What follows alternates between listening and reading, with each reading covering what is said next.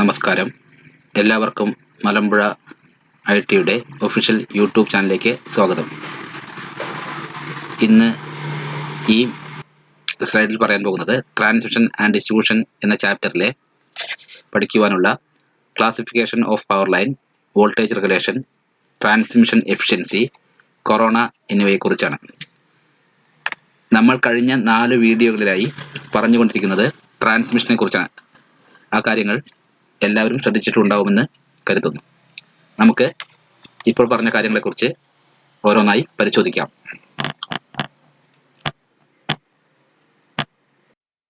അടുത്തതായി classification of power line. വോൾട്ടേജിൻ്റെ അടിസ്ഥാനത്തിൽ പവർ ലൈനെ 4 ആയിട്ട് ക്ലാസിഫൈ ചെയ്തിട്ടുണ്ട്.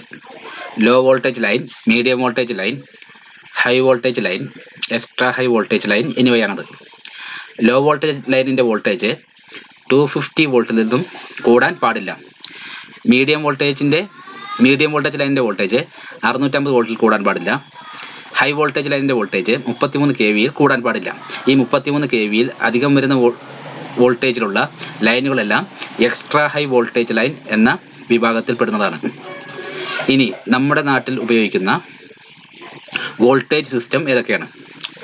240 volt, 415 volt, 650 volt, 11 kV, 33 kV, 66 kV, 110 kV, 132 kV, 220 kV, 400 kV, 800 kV എന്നിവയാണത്.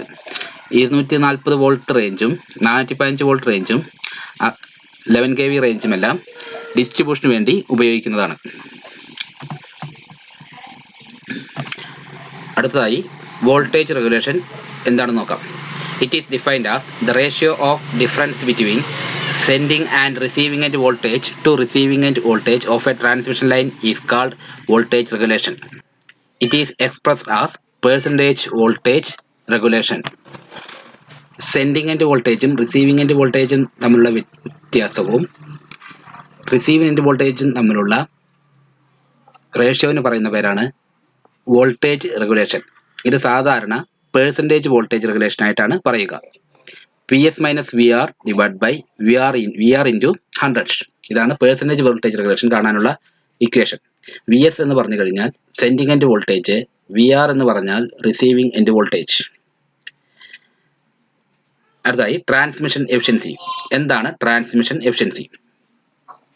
The ratio of receiving end power to the sending end power of a transmission line is known as transmission efficiency. Receiving end പവറും sending end പവറും തമ്മിലുള്ള ratio എന്ന് പറയുന്ന പേരാണ് transmission efficiency. Transmission efficiency എപ്പോഴും high ആയിരിക്കണം. Percentage transmission efficiency is equal to receiving end power divide by sending end power into 100. ഇതാണ് transmission efficiency. ഇപ്പോൾ വോൾട്ടേജ് റെഗുലേഷനെ കുറിച്ചും പറഞ്ഞു, ട്രാൻസ്മിഷൻ എഫിഷ്യൻസിയെ കുറിച്ചും പറഞ്ഞു. അടുത്തതായി സ്പാൻ എന്താണെന്ന് നോക്കാം. 2 ഇലക്ട്രിക്കൽ പോസ്റ്റുകൾക്കിടയിലുള്ള ഡിസ്റ്റൻസിന് പറയുന്ന പേരാണ് സ്പാന്. എങ്ങനെയാണ് സ്പാൻ നമ്മൾ കണക്കാക്കുന്നത്? ഇപ്പം നമ്മൾ നേരത്തെ പറഞ്ഞു, പല ടൈപ്പ് പോളുകൾ ട്രാൻസ്മിഷന് വേണ്ടിയിട്ടും ഡിസ്ട്രിബ്യൂഷന് വേണ്ടിയിട്ടും ഉപയോഗിക്കുന്നുണ്ട്. വുഡൻ പോൾ ഉണ്ടായിരിക്കാം, RCC പോൾ ഉണ്ടായിരിക്കാം, സ്റ്റീൽ ടവർ ഉണ്ടായിരിക്കാം.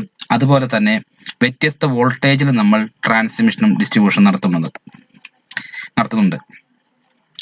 ഇനി ഇങ്ങനെയാണെങ്കിൽ ഓരോ ടൈപ്പ് പോളിനും ഓരോ ഡിസ്റ്റൻസ് ആണ് പറഞ്ഞിരിക്കുന്നത്. ഇപ്പോൾ വുഡൻ പോൾ ആണെങ്കിൽ 2 പോളുകൾക്കിടയിലുള്ള ഡിസ്റ്റൻസ് 40 to 50 മീറ്റർ ആയിരിക്കും. സ്റ്റീൽ ട്യൂബുലർ പോൾ ആണെങ്കിൽ 50 to 80 മീറ്റർ ആയിരിക്കും. അതായത് 50 മീറ്ററിനും 80 മീറ്ററിനും ഇടയിലായിരിക്കും. പരമാവധി 80 മീറ്റർ പാടുള്ളൂ.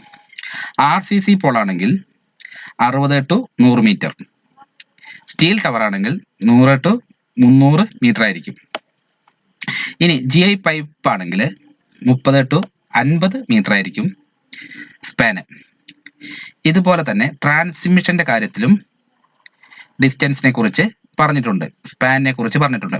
ട്രാൻസ്മിഷൻ ലൈൻ സിംഗിൾ സർക്യൂട്ടും ഉണ്ടായിരിക്കും, ഡബിൾ സർക്യൂട്ടും ഉണ്ടായിരിക്കും. സിംഗിൾ സർക്യൂട്ടിനെ കുറിച്ചും ഡബിൾ സർക്യൂട്ടിനെ കുറിച്ചും മുന്നത്തെ വീഡിയോയിൽ നമ്മൾ പറഞ്ഞിട്ടുണ്ട്. ആദ്യമായി നമുക്ക് നോക്കാം. ഒരു 33 kV ട്രാൻസ്മിഷൻ ലൈൻ ആണെങ്കിൽ അത് സിംഗിൾ സർക്യൂട്ട് ആണെങ്കിൽ രണ്ട് ടവറുകൾക്കിടയിലുള്ള ഡിസ്റ്റൻസ് 90 to 135 മീറ്റർ ആയിരിക്കും. ഡബിൾ സർക്യൂട്ട് ആണെങ്കിൽ 180 to 305 മീറ്റർ ആയിരിക്കും. 66 kV ആണെങ്കിൽ സിംഗിൾ സർക്യൂട്ടിന് 240 to 305 മീറ്റേഴ്സ്. ഡബിൾ സർക്യൂട്ട് ആണെങ്കിൽ 240 to 320 മീറ്റേഴ്സ്. 110 kV ആണെങ്കിൽ സിംഗിൾ സർക്യൂട്ടിന് 305 to 335 മീറ്റർ. ഡബിൾ സർക്യൂട്ട് ആണെങ്കിൽ 305 to 365 മീറ്റർ. 132 kV ആണെങ്കിൽ സിംഗിൾ സർക്യൂട്ടിന്റെ കാര്യത്തിൽ 305 to 365 മീറ്റർ ആണ് നിയമപ്രകാരം പറഞ്ഞിരിക്കുന്നത്. ഡബിൾ സർക്യൂട്ടിന് 305 to 380 മീറ്റർ. 220 kV ആണെങ്കിൽ സിംഗിൾ സർക്യൂട്ടിന് 320 to 380 മീറ്റർ ആയിരിക്കും. ഡബിൾ സർക്യൂട്ടിന് 320 to 380 മീറ്റർ ആയിരിക്കും.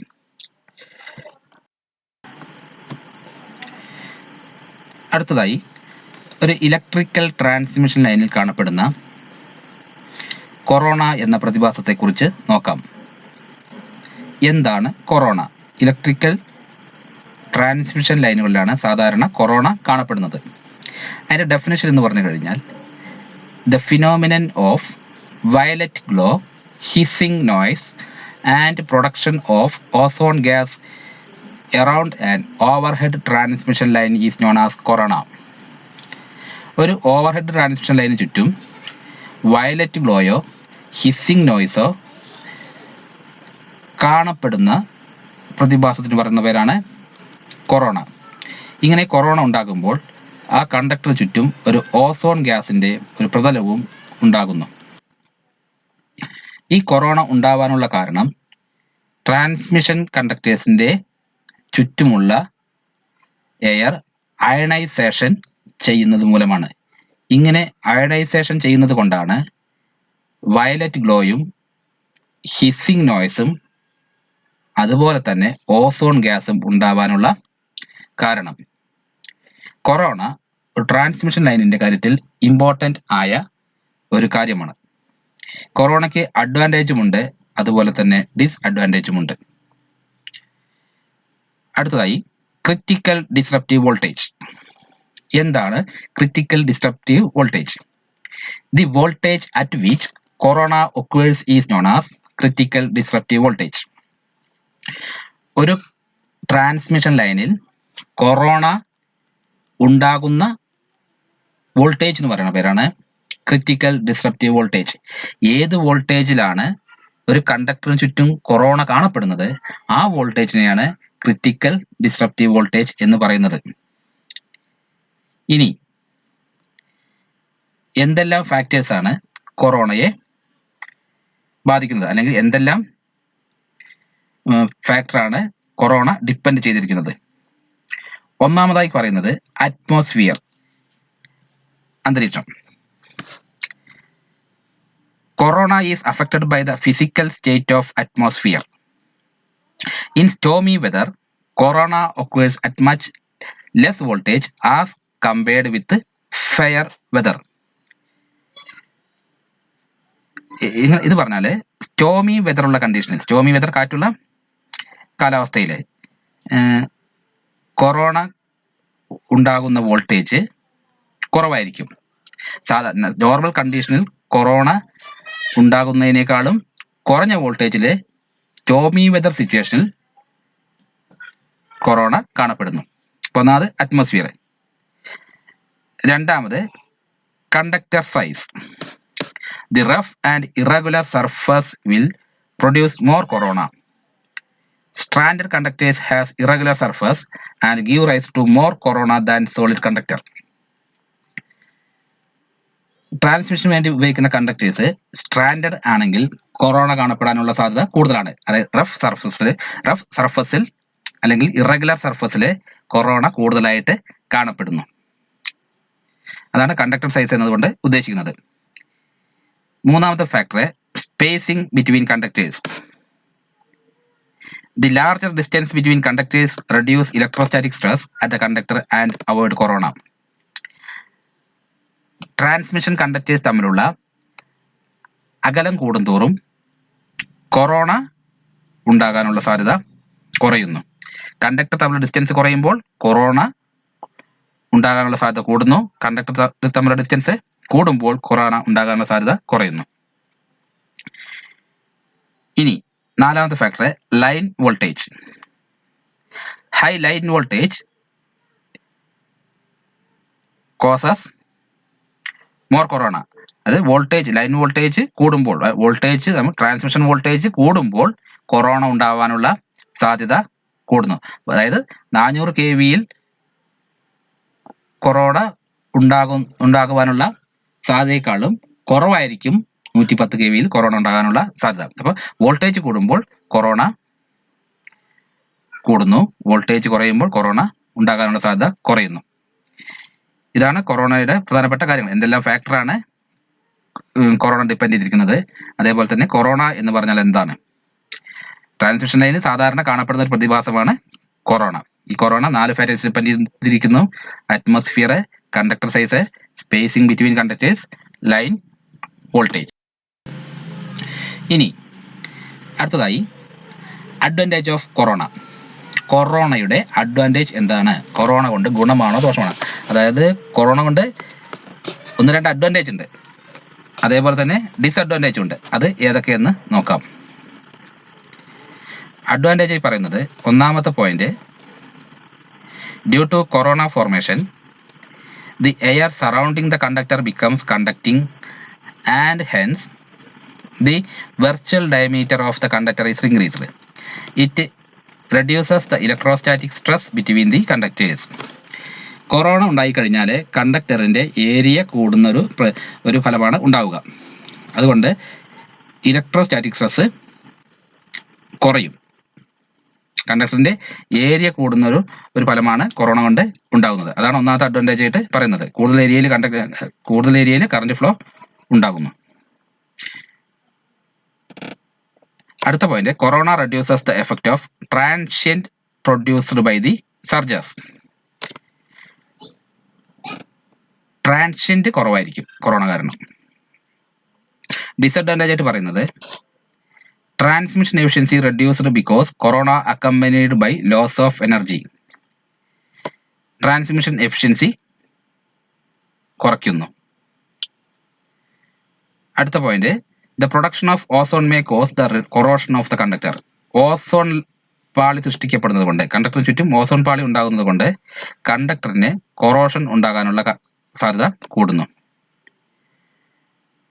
കൊറോണ പ്രൊഡ്യൂസ് ഇൻഡക്റ്റീവ് ഇന്റർഫിയറൻസ് വിത്ത് കമ്മ്യൂണിക്കേഷൻ ലൈൻ. ടെലിഫോൺ ലൈൻസ് ഒക്കെ ഉണ്ടെങ്കിൽ അതിൽ ഇന്റർഫിയറൻസ് ഉണ്ടാവാനുള്ള കാരണമാണ് കൊറോണ. അതായത് കൊറോണ കാരണം ഇൻഡക്റ്റീവ് ഇന്റർഫിയറൻസ് ഉണ്ടാകുന്നു, കമ്മ്യൂണിക്കേഷൻ ലൈനിലെ ഇൻഡക്റ്റീവ് ഇന്റർഫിയറൻസ് ഉണ്ടാകുന്നു. കണ്ടക്ടറിൽ കൊറോഷൻ ഉണ്ടാകാനുള്ള സാധ്യത കൂടുതലാണ്. ട്രാൻസ്മിഷൻ എഫിഷ്യൻസി കുറയ്ക്കുന്നു. ഇതും കൊറോണയുടെ ഡിസ്അഡ്വാൻറ്റേജ് ആണ്. ഇനി നമുക്ക് എങ്ങനെയൊക്കെ കൊറോണ റെഡ്യൂസ് ചെയ്യാം? കൊറോണ റെഡ്യൂസ് ചെയ്യാൻ പ്രധാനമായും 2 മാർഗങ്ങളാണുള്ളത്. ഒന്ന്, കണ്ടക്ടർ സൈസ് ഇൻക്രീസ് ചെയ്യുക. രണ്ടാമത്തെ, 2 കണ്ടക്ടറുകളുടെ ഇടയിലുള്ള ഡിസ്റ്റൻസ് കൂട്ടിക്കൊടുക്കുക, സ്പേസിംഗ് കൂട്ടിക്കൊടുക്കുക. ട്രാൻസ്മിഷൻ കണ്ടക്ടേഴ്സ് ഇടയിലുള്ള ഡിസ്റ്റൻസ് സ്പേസിംഗ് കൂട്ടിക്കൊടുക്കുക. ഈ 2 കൊറോണ റെഡ്യൂസ് ചെയ്യാനുള്ള കാരണം. ഒന്ന്, increasing conductor size. 2, increasing conductor spacing. ഇതാണ് കൊറോണയുടെ അഡ്വാൻറ്റേജും ഡിസഡ്വാൻറ്റേജും, അതുപോലെ തന്നെ കൊറോണ റെഡ്യൂസ് ചെയ്യാനുള്ള മാർഗങ്ങളും. വേറെ പോയിന്റ് നമുക്ക് നോക്കാം, വിഷ്വൽ ക്രിറ്റിക്കൽ വോൾട്ടേജ്. എന്താണ് വിഷ്വൽ ക്രിറ്റിക്കൽ വോൾട്ടേജ്? ഇതും കൊറോണയുമായി ബന്ധപ്പെട്ട ഒരു കാര്യമാണ്. The minimum voltage at which corona glow appears along the line conductors. Transmission കണ്ടക്ടേഴ്സിൽ കൊറോണ വിസിബിൾ ആകുന്ന, അതായത് വയലറ്റ് ഗ്ലോ കാണപ്പെടുന്ന മിനിമം വോൾട്ടേജിന് പറയുന്ന പേരാണ് visual critical voltage. The minimum voltage at which corona glow appears all along the line conductors is called visual critical voltage. കൊറോണയിലെ violet glow കാണപ്പെടുന്ന minimum voltage എന്ന് പറയുന്ന പേരാണ് ക്രിറ്റിക്കൽ ഡിസ്റപ്റ്റീവ് വോൾട്ടേജ്. ഈ കൊറോണയുടെ ഒരു ഫിഗർ ഞാൻ ഈ വീഡിയോ തുടങ്ങുന്ന ഫസ്റ്റ് സ്ലൈഡിൽ കാണിച്ചിട്ടുണ്ട്. കൊറോണയുടെ അഡ്വാൻറ്റേജ് പറഞ്ഞപ്പോൾ ഒരു പോയിന്റ് പറഞ്ഞു, corona reduces the effect of transient produced by surges. അതായത് പെട്ടെന്ന് ട്രാൻസ്മിഷൻ ലൈനിൽ വോൾട്ടേജ് കൂടുകയോ കുറയുകയോ ചെയ്യുന്നതിന് പറഞ്ഞ പേരാണ് ട്രാൻഷ്യന്റ് എന്ന്. ട്രാൻഷ്യന്റ് വോൾട്ടേജ് എന്നൊക്കെ പറയുന്നത്. അപ്പോൾ ഈ പെട്ടെന്ന് വോൾട്ടേജ് കൂടുന്നതിന് അല്ലെങ്കിൽ കുറയുന്നതിന് കൊറോണ റെഡ്യൂസ് ചെയ്യുന്നു. അതാണ് പ്രധാനപ്പെട്ട ഒരു advantage. Corona reduces the effect of transient produced by surges.